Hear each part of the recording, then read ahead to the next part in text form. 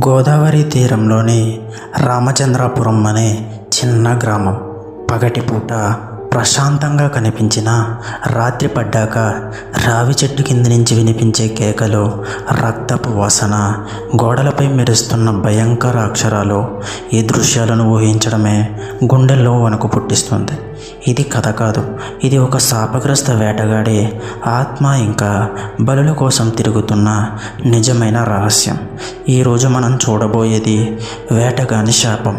మీరు ధైర్యం ఉంటే చివరి వరకు చూడండి, కానీ జాగ్రత్త, ఈ వీడియోలోని దృశ్యాలు రాత్రి మీ కలల్లో కూడా వెంటాడవచ్చు. గోదావరి తీరంలో ఉన్న ఒక పాత గ్రామం పేరు రామచంద్రాపురం.